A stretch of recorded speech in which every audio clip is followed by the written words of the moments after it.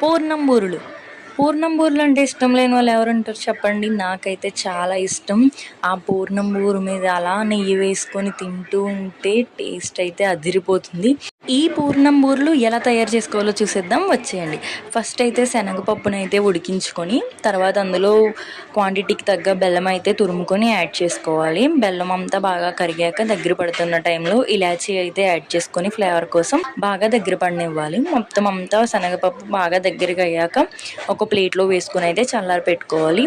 తర్వాత పూర్ణం పైన పిండి కోసం అయితే బియ్యం పిండి తీసుకుని అందులో సాల్ట్ యాడ్ చేసుకుని బెల్లాన్ని వాటర్లో మిక్స్ చేసుకొని కొంచెం కొంచెం వాటర్ వేసుకుంటూ దగ్గరికి బాగా కలుపుకోవాలి. తర్వాత మనం దగ్గరికి కలుపుకున్న బియ్యం పిండిలో మినపప్పు నానబెట్టి రుబ్బుకున్న మినప రుబ్బును అయితే యాడ్ చేసుకొని దగ్గరికి పిండిలా కలుపుకోవాలి. థిక్ బ్యాటర్ లాగా కలుపుకున్న పిండిని అయితే పక్కన పెట్టుకుని ఈలోగా చల్లారిన శనగపప్పు మిశ్రమం ఏదైతే ఉందో దాన్ని చిన్న చిన్న రౌండ్ బాల్స్ లాగా అయితే చుట్టుకుని పక్కన పెట్టుకోవాలన్నమాట.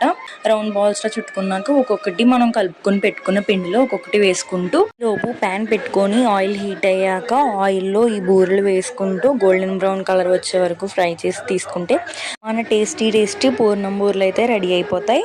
ఈ ఆల్ టైమ్ ఫేవరెట్ పూర్ణం బూరెలు అయితే మనం ఫంక్షన్స్లో, ఫెస్టివల్స్లో, ఇంకా పూజల్లో కూడా పెడుతూ ఉంటాం కదా. ఈ సింపుల్ ప్రాసెస్లో మీరు కూడా ట్రై చేసి ఎలా వచ్చిందో కామెంట్ చేసేయండి. అండ్ ఇంకా మోర్ కుకింగ్ వీడియోస్ కోసం అయితే మన ఛానల్ అయితే సబ్స్క్రైబ్ చేసుకొని వీడియో నచ్చితే లైక్ చేయండి.